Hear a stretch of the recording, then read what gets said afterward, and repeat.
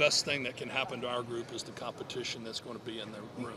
What's it like being able to bring? I know Shane's talked about returning all five, but from a core standpoint of the Douglases, the Gwynns, and I guess the Lees of the world, how important is returning, especially the interior of the line? Well, I think any time that you're able to play against or play beside somebody for a period of time, where now basically Eric and Javon have played pretty much for 2 years beside each other, I think that's a big deal.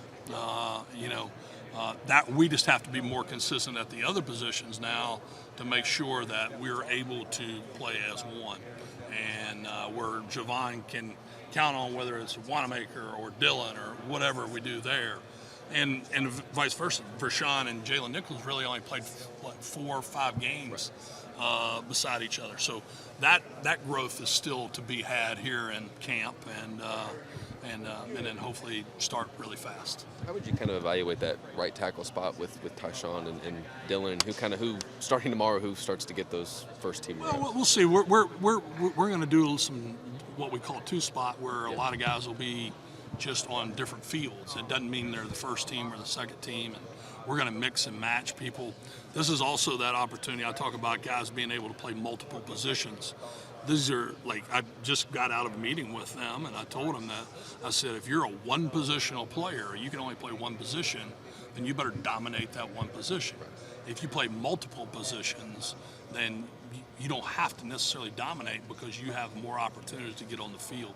And that's the message that I conveyed. The more people can play, and luckily we have enough guys where we can mix and match and that sort of thing. So they'll both get some first-team and second-team reps. Have you seen that growth in the last kind of year? Guys that maybe this time last year could only play one position, and now they're kind of being able to be comfortable in 2 or 3? I have. I actually asked a question there a few minutes ago, like, how many of you guys think that you can go out there and play 5 positions tomorrow? 5 positions. Right. I said, who can do it? It was 4 guys that raised their hand. It was 1 guy that raised their hand last year. So immediately right now, we've made some progress in terms of being able to play 5 positions. Now, I'm not saying you can play at a championship level at 5 positions, but can they handle the mental capacity, the technique, and the fundamentals to do it? We got probably 3 or 4 guys that can do that. When do you, during camp, get a sense? When would you like to say, okay, at this practice or at this point during camp, we'd like to have our 5 set and start divvying up reps? You always like to, as soon as possible. Truthfully, you always do.